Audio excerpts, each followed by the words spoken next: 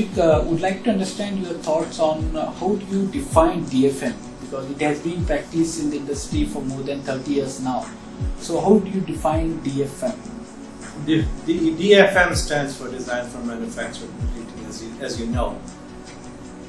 And there's a difference between the metals world that we, as a mechanical engineer, that we've been used to and educated in. Metal worlds, if you design a part and it's manufacturable, then you have pretty much done your job. Plastics are very different. Plastics, I would use the term design for performance and manufacturability.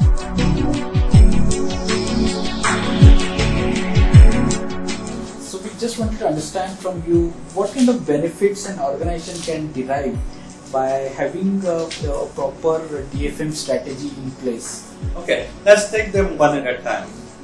In cost, there's opportunity costs, there are part costs, and then NRE costs. Opportunity costs are costs related to losing the potential sales of this product for 4 to 6 to 8 weeks that you did not have the product ready to be shipped. You had committed to the product to be shipped on March 1st, but it's April 15th and April 30th, you have not shipped the product. In the meantime, the customers are not buying the old product because the new product's coming. And so this opportunity cost you'll never be able to recover. It could be hundreds of thousands of dollars or it could be millions of dollars. Part cost is obvious.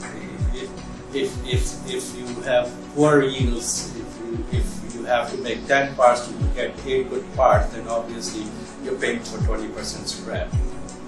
And then there's the NRE cost. If you could just elaborate what you mean by the NRE cost. NRE costs are the one-time costs of developing the product. You know, engineers' time, technicians' time, toolmakers' time, processing engineers' time. That's a one-time cost to create the product plus tooling costs.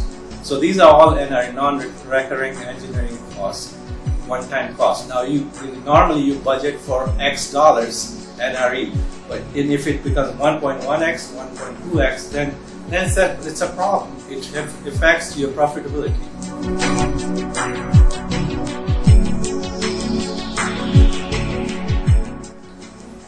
Vic, just last question.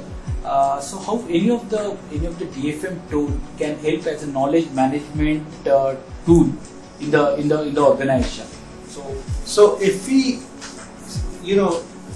before we do anything as engineers, as anybody, as a thinking person, we need to know why.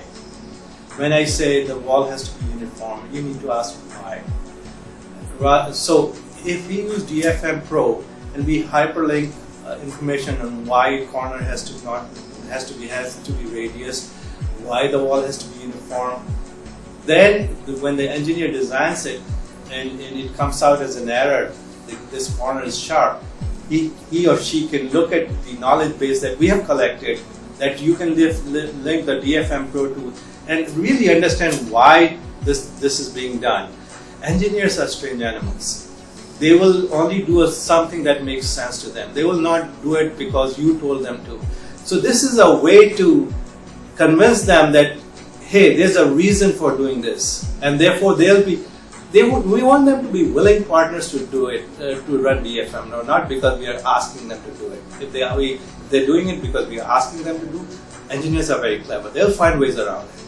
Okay, so it provides a very good why, and then we have the same common tool from the engineer to the tool maker to the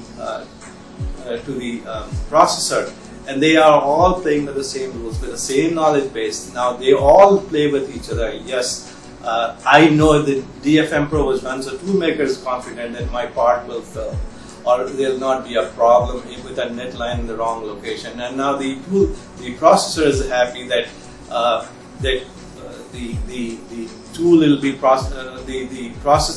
tool and the design will be optimized for processing. So it's across the board, from the designer to the tool maker to the processor. They're all playing this by the same rules, and they know why they are doing what they are doing.